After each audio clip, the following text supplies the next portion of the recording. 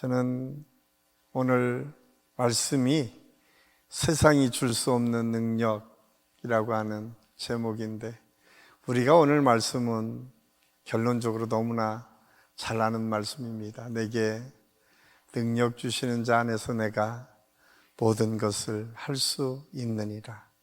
사실 사도 바울이 그 일생을 통틀어서 하나님의 은혜를 구하고 하나님의 사랑을 느끼면서 경험했던 고백, 그 고백의 결론처럼 내게 능력 주시는 자 안에서 내가 모든 것을 할 수 있습니다 라고 하는 고백을 우리가 들을 수가 있어요. 그런데 오늘 이 말씀을 우리가 묵상하면서 도대체 이 말씀 속에 담겨진 사도 바울의 고백의 의미가 무엇인가, 그리고 우리는 이 의미를 우리 삶에서 어떻게 적용하며 살 수 있을 것인가를 함께 생각했으면 좋겠습니다.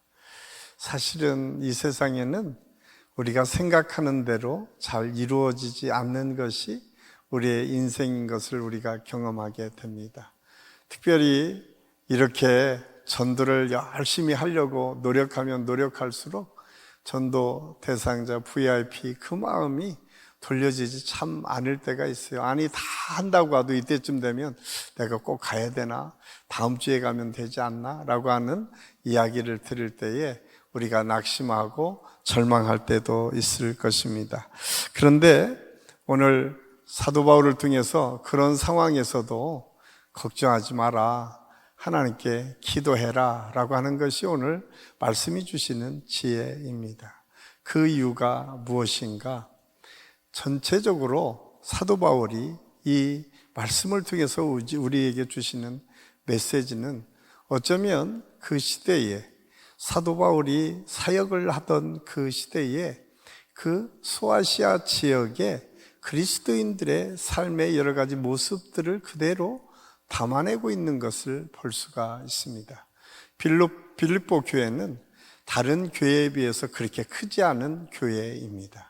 그렇게 크지 않은 교회임에도 불구하고 사도 바울은 이 빌립보 교회를 향해서 계속해서 기뻐하라, 기뻐하라, 그 기쁨의 역사를 이루어갈 것을 끊임없이 강조하고 있는 것을 볼 수가 있어요.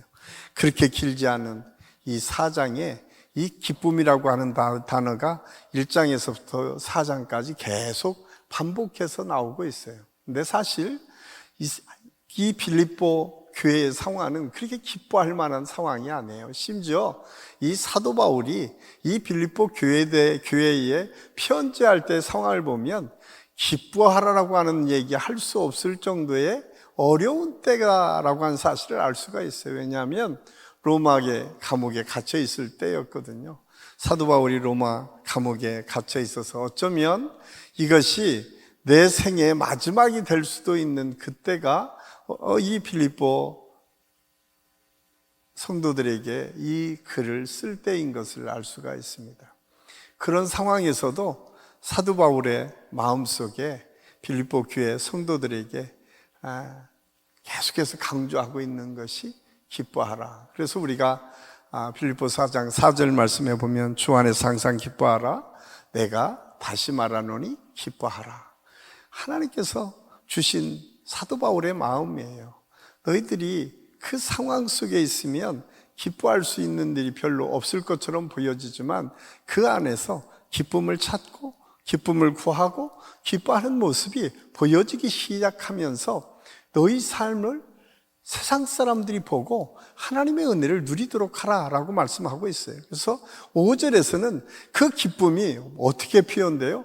하나님의 사랑으로, 하나님의 관용으로 세상 사람들에게 보여질 것이다 라고 말씀하고 있어요.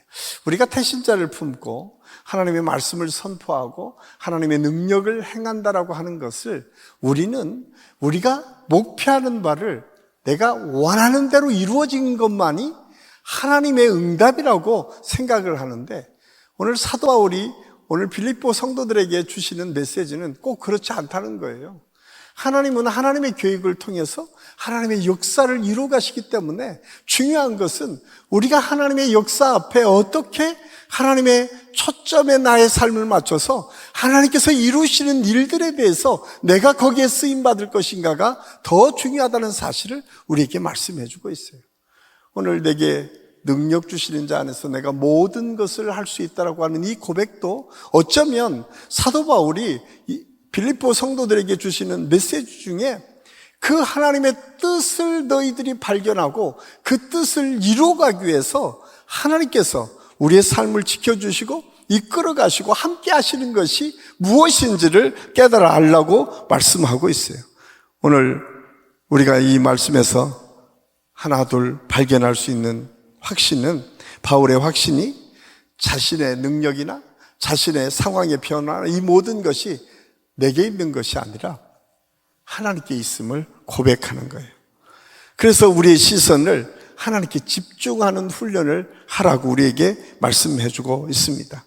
빌립보서 4장 13절이 그렇기 때문에 이 사도 바울의 개인적인 신앙의 성장, 그리고 자기가 뭔가를 이룬 것에 대한 기쁨에 포커스가 맞춰진 것이 아니라 사실은 그 당시에 빌립보 교회 공동체, 하나님의 나라의 확장이, 하나님의 나라의 역사가 어떻게 확장되어지는지에 대해서 더 많은 관심과 더 주목해야 된다는 사실을 우리에게 말씀해 주고 있어요. 그래서 저는 우리 한식교회 성도들이 이번 러브 페스타 전도 축제에 내가 VIP 한 사람 한 사람을 모셔와서 그분이 예수 그리스도를 영접하는 것도 중요합니다. 왜? 하나님께서는 믿지 않는 사람들이 들어와서 예수 그리스도를 믿는 것을 가장 기뻐하신다고 말씀하고 있어요. 우리가 잘 아는 것처럼 99마리 양을 놔두고 한 마리 양을 찾아갔던 예수 그리스도의 비유를 통해서 우리에게 주시는 메시지가 뭐예요? 그 한 영혼이 돌아오는 것이 천국에 있는 99명이 기뻐하는 것보다 더 기뻐하는 하나님의 은혜가 있다고 하는 사실을 우리에게 분명하게 말씀해 주고 있어요. 그런데 그 역사가 이루어지는 것, 하나님께서 주시는 은혜를 통해서 생명의 구원의 역사가 이루어지는 것은 철저하게 하나님의 고난 속에, 하나님의 뜻 속에 있다고 하는 사실을 우리는 잊어서는 안 됩니다.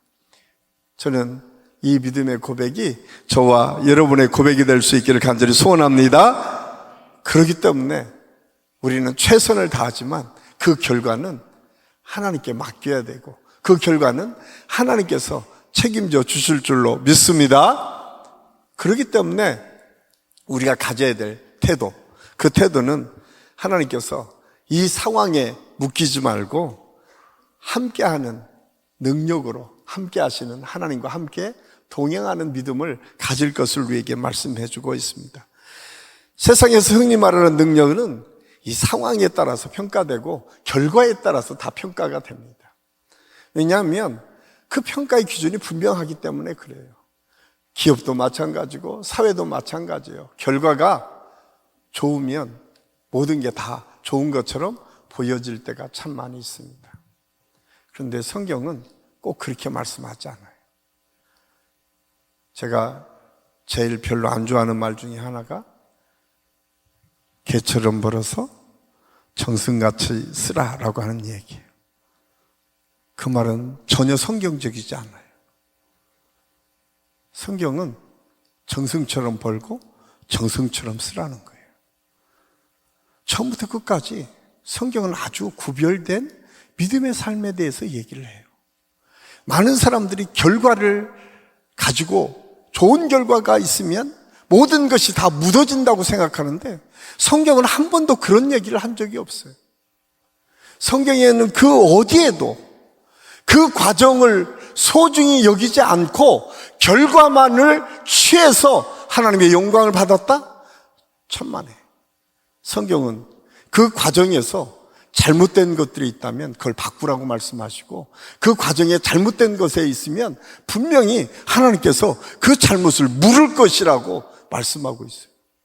굉장히 무섭습니다. 신앙생활을 한다는 것은 그래서 결코 쉬운 게 아니에요. 오늘 하나님께서 하나님 우리와 함께 하신다라고 하는 것, 그것은 우리의 능력이 아니라 성령의 능력을 통해서 이루어질 수 있다라고 말씀하시면서 그 능력은 상황에 얽매이지 않는 거예요. 상황에 얽매이지 않는 모습이 다니엘 3장에 보면 사드락과 메삭과 아벳느고라고 하는 사람, 세 사람이 나오잖아요. 다니엘의 세 친구죠. 그 당시 느부갓네살 왕 앞에서 하나님을 믿느냐 믿지 않느냐에 따라서 그들이 그 풀무불에 던져질 수도 있고 그렇지 않을 수도 있어요. 그때 그들이 그런 고백을 합니다. 다니엘 3장 17절에 보면 우리가 섬기는 하나님이 계시다면 우리를 그 풀무불 가운데서 능히 건져내시리라. 그 다음에 너무 재밌는 정말 은혜로운 말씀, 정말 우리가 찬양할 때마다 그리 아니하실지라도 그냥 웃으면서 찬양하지만 그리 아니하실지라도는 굉장히 엄청난 고백이에요. 하나님께서 그렇게 아니하실지라도 나는 하나님을 결코 배반하지 않겠습니다. 이것이 사드락과 메삭과 아벳느고의 고백이었어요. 그래서 그들은 풀무불에 던져지죠. 그리고 그 풀무불 안에서 전혀 타지도 않고 온전히 구원받는 하나님의 기적을 경험하게 됩니다. 상황에 매이지 않는 거죠. 저는 우리가 하나님의 뜻을 이룬다라고 하는 것, 일희일비하지 아니하고 하나님만을 바라볼 때는 그 결과가 어떠하든 그 결과를 포기하지 않고 하나님의 뜻을 이룰 때까지 우리가 놓지 않을 수 있어요.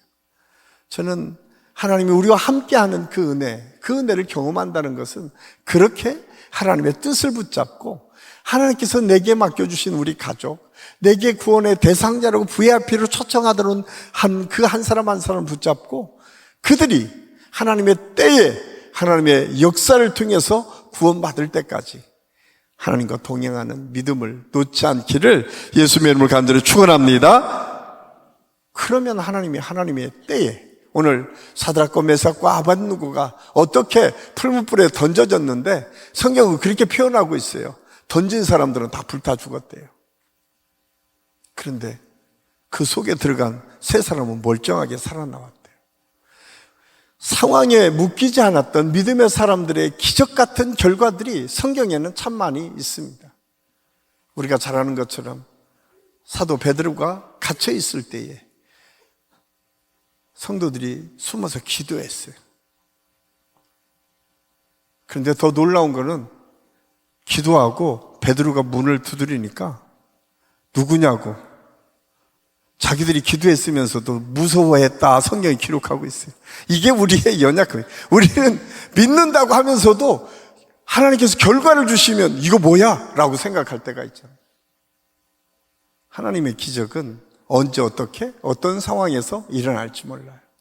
중요한 것은 그 기적에 우리의 마음이 빼앗겨서는 안 돼요. 우리의 마음은 그 순간에도 어디를 향한다? 하나님을 향하고 그 순간에도 하나님의 기적을 붙잡을 수 있는 은혜가 저와 여러분에게 있기를 간절히 소원합니다.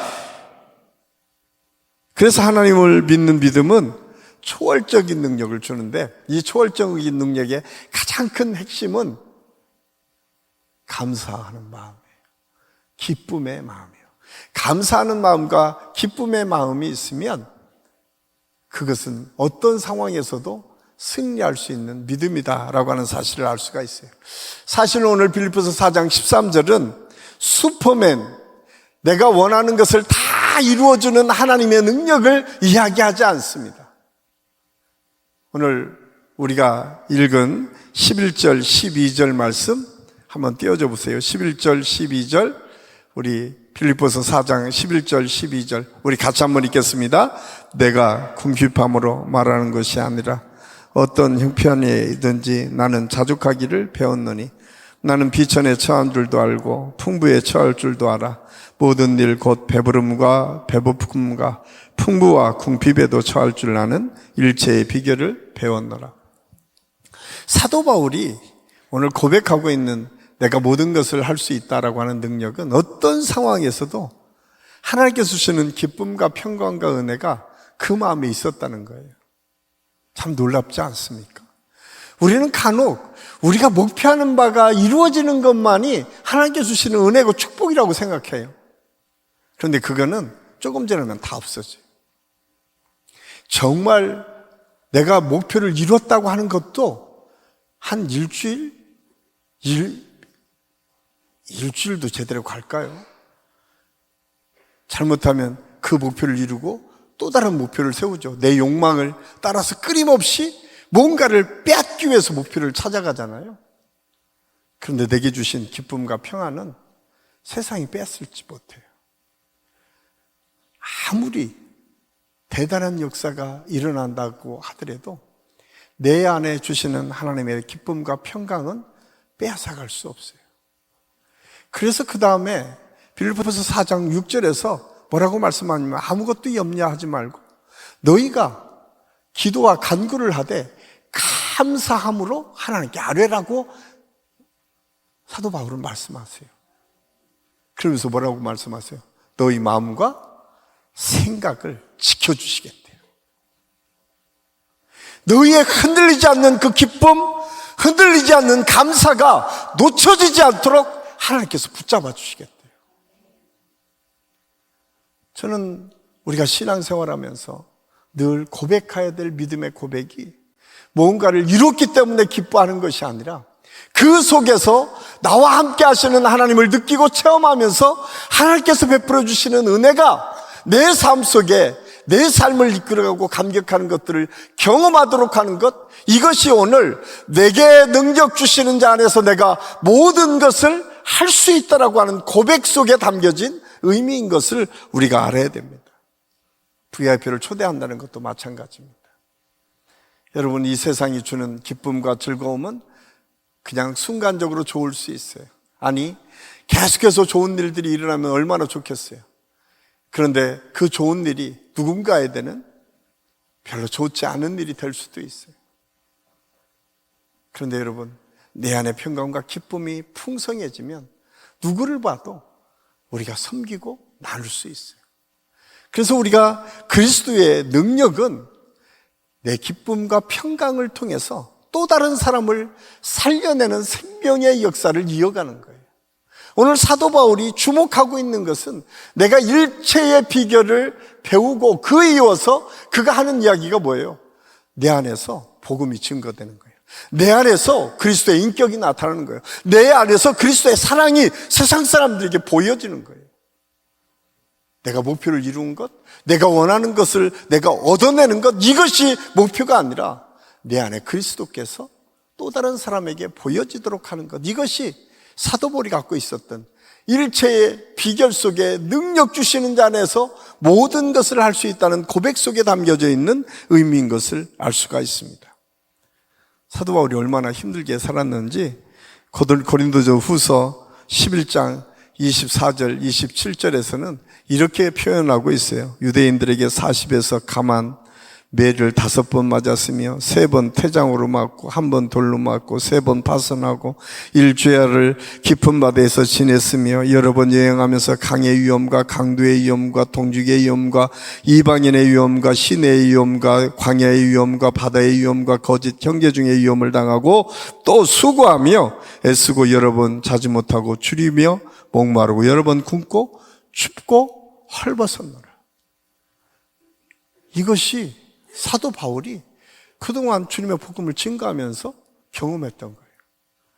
그럼에도 불구하고 이런 고민 속에서도 불구하고 내 안에 그리스도의 영광이 나타나고 증거되기를 원하셨던 사도 바울.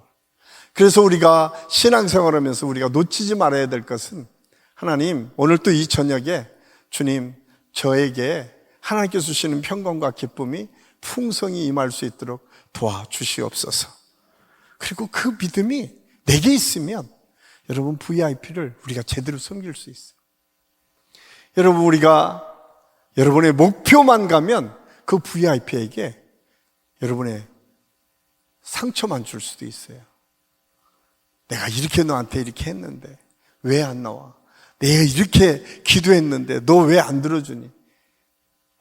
그런데 내 마음에 평안과 기쁨이 넘치면 기다릴 수도 있고 사랑으로 섬길 수도 있고 마지막까지 그 인격적인 관계를 통해서 하나님의 사랑을 느낄 수 있기 때문에 저는 우리 한식의 모든 성도들이 이번 기회를 통해서 우리의 수준이 한 단계 더 성장하고 성숙해서 여러분 세상이 빼앗을 수 없는 기쁨과 평강이 저와 여러분에게 있기를 간절히 소원합니다. 마지막으로 오늘 말씀에 보면 이 모든 것이 기도를 통해서 하나님의 역사를 이룬다라고 말씀하고 있습니다. 그렇습니다. 기도는 하나님의 능력을 내 삶으로 끌어들이는 통로입니다.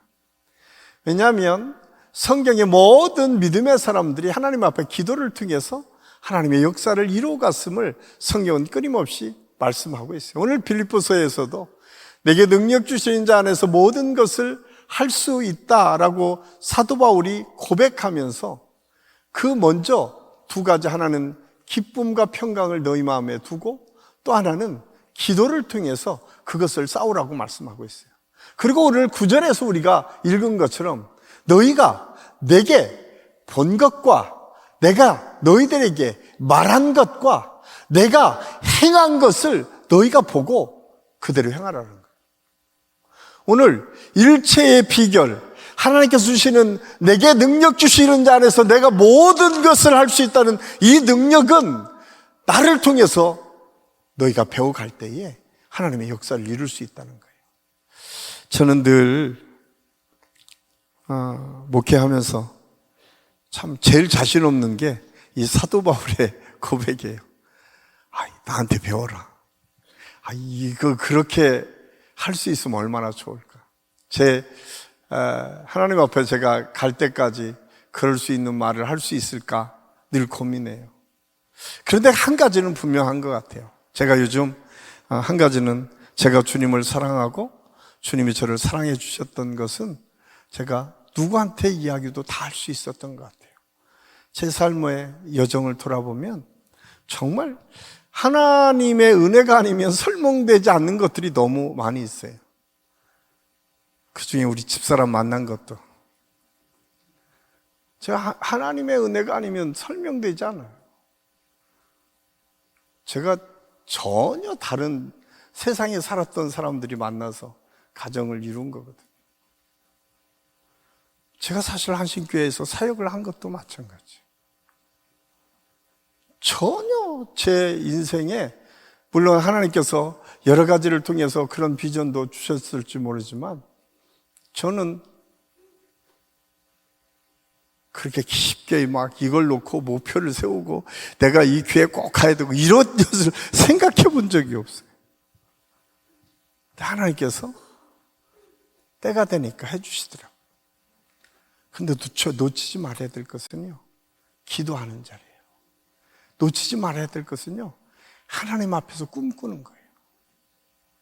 그게 무엇이든 여러분 기도를 놓지 않으면 하나님께서 반드시 채워주십니다. 제가 목회하면서 제일 감사한 것 중에 하나가 첫 번째는 저희 어머니가 우리 집 망하면서 저한테 보여준 거죠. 하나님을 어떻게 붙잡아야 되는지를, 어떻게 기도해야 되는지를, 내 삶의 우선순위를 어떻게 세워가야 되는지를 저희 어머니를 보고 제가 신앙생활을 했습니다. 저는 우리 부모님들이 먼 훗날 여러분의 자녀들이 그런 자녀들이 계속 나올 수 있기를 간절히 소원합니다. 우리 엄마가 이렇게 기도했어. 정말 제 스스로 또 한 가지 제가 감사한 게 세 분의 좋은 목사님을 만난 거예요. 제가 언제 목사님들 초청하고 그런 고백을 했지만 제가 어렸을 때는, 아주 어렸을 때 우리 윤복현 목사님, 일본에서 유학하고 미국에서 유학한 그 목사님이 그 시골에 오셔서 목회를 하셨어요. 노년에, 은퇴하기 바로 전에. 그래서 목사가 어떻게 공부해야 되는지를 알았어요. 그 시골에 미국, 그때 당시에 일본에서 유학하고 미국에서 유학하는 목사님이 어떻게 시골에 와서 목회를 하겠어요? 목사님의 서재 가면 영어책들이 즐비하게 있었어요. 목회자는 공부하는 목회를 해야 되는구나 라고 하는 것을 제가 배웠어요. 또 하나 제가 배운 게 우리 이주표 목사님이에요. 이주표 목사님에게는 참 많은 것을 배웠는데, 예수님을 사랑하는 것, 교회를 사랑하고 성도를 사랑하는 것, 성도를 어떻게 사랑하는지 한 가지 에피소드를 드리면, 서울한신교회가 참 이렇게 그냥 원래 교회가 아니었어요. 유치원, 그냥 일반 건물에 유치원이 들어서고 그 3층, 4층 이렇게 빌려가면서 나중에는 다 사서 교회가 된대요. 제가 하루 이주표 목사님이 암에 걸리셨을 때 제가 한번 찾아뵙고 인사를 하니까,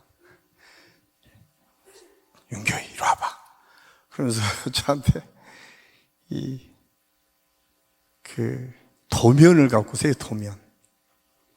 그 도면이 뭐냐면, 한식교회 이 고가 좀 낮아요. 그런데 거기는 그렇게 이 바꾸는 거를 정부에서 허가를 안 내줘서 늘 힘들었어. 그분의 생각 속에는 성도들이 와서 높은 데에서 좀 교회다운 데에서 예배드렸으면 좋겠다고 생각을 하신 거예요.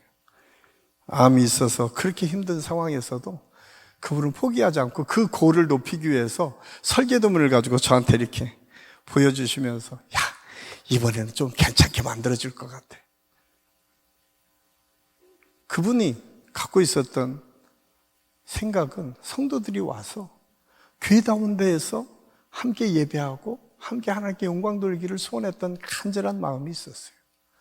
다른 사람들 같았으면 제가 그것 때문에 그거 뺏어서 던져가지고 저하고 한바탕 하고 양수리로 제가 막 소리 질러서 보냈는데 한 달 만에 나오셨어요. 왜? 교회를, 성도들을 놓지 못하는 거예요. 저는 그런 목사님을 통해서 성도들을 어떻게 우리가 사랑하며 섬겨야 되는가, 그리고 성도들을 대하는 목회자의 자세가 무엇이어야 되는가, 제가 그걸 배웠어요. 또 하나는 임광영 목사님을 통해서 후배들과 성도들을 어떻게 사랑으로 섬겨야 되는가, 참고 견디고 인격적으로 마지막까지 기다려주는 것, 이것은 참 초인적인 하나님의 힘이 아니면 할 수 없을 정도로 몇 번이나 용서하고 품는 모습을 통해서 목회는 이렇게 하는 것이구나. 저한테는 참 세 분의 목사님이 있다는 것이 기쁨이고 축복이에요. 오늘 사도 바울이 그걸 말씀하고 있어요. 예수 그리스도의 인격을 통해서 너희들이 내게 보고 듣고 배운 대로 행하라. 저는 우리 안신교회가, 저는 우리 여기 나오신 우리 성도들이 기도하며 하나님께 나아갈 때에 그런 기도가 됐으면 좋겠어요. 우리 자식들이, 아니 내가 있는 우리 목장 식구들이, 주님, 나를 보고 배울 수 있는 믿음이, 그런 모습이 내게 한 가지라도 있었으면 좋겠습니다. 그런 믿음을 가지고 내가 신앙생활 하기를 원합니다. 어느 날 우리 자식들이 누군가를 기억할 때, 나를 기억해 줄 때에 우리 어머니의 이 기도를 통해서 내가 이렇게 성장했습니다 라고 고백할 수 있는 그런 믿음을 내가 갖는 것, 이것이 축복이고 은혜입니다. 내게 능력 주시는 자 안에서 내가 모든 것을 할 수 있다라고 하는 것은, 그래서 기도를 통해서 또 다른 믿음의 사람들을 세워가는 거였어요. 우리는 내게 능력 주시는 자 안에서 내가 모든 것을 할 수 있다라고 하면 뭐라고 생각해요? 내가 원하는 대로 다 이루어졌으면 좋겠다라고 하는 것만 생각을 하잖아요. 그렇지 않아요. 오늘 하나님께서 사도 바울을 통해서 주시는 첫 번째 메시지는, 어떤 상황에서도 나를 놓지 않고 포기하지 않으시고 나를 붙잡아 주시는 그 하나님, 그 상황에 구애받지 않고 나를 붙드시고 인도하셔서 그 상황을 바꿔가도록 도우시는 하나님이 우리 하나님인 것을 너희가 알아라. 이것이 내게 능력 주시는 자 안에서 나와 함께 하시는 하나님이신 것을 너희들이 알아라. 뿐만 아니라 하나님께서 그 상황뿐만 아니라 그것을 초월해서 우리가 생각하는 것보다 다르게, 우리가 그보다 더 좋은 것들로 하나님께서 바꿔가시는 능력의 하나님이 우리의 하나님, 나의 하나님, 저와 여러분의 하나님인 것을 너희들이 꼭 기억해라. 그래서 그 상황에, 그 문제에 너희 마음을 뺏기지 말고 그 하나님 다시 붙잡아라. 그러면 하나님께서 바꿔 가실 것을 기대하고 소망하라 말씀하고 있어요. 그리고 마지막으로 너희들이 또 다른 사람을 세워가라. 너희들을 통해서 하나님의 믿음의 역사가 계속 이어가도록 너희가 하나님의 역사를 이루어가라고 우리에게 말씀하고 있어요. 저는 오늘 이 저녁이 저와 여러분에게 내게 능력 주시는 자 안에서 내가 모든 것을 할 수 있다는 이 고백을 통해서 하나님의 역사를 내가 체험하고 또 그것을 통해서 하나님의 능력의 역사가 여러분의 가정에서, 여러분의 직장에서, 여러분의 삶의 그 상황에서, 특별히 이번 VIP 한 사람 한 사람을 모셔올 때에 하나님의 능력으로 나타나게 될 줄로 믿습니다. 꼭 기억하십시오. 하나님은 지금도 살아 계십니다. 하나님은 지금도 우리에게 가장 좋은 것을 주시기를 원하시고 그것을 받고 가시는 능력의 하나님이십니다. 그 하나님을 붙잡는 은혜의 시간이 될 수 있기를 예수님의 이름으로 간절히 축원합니다.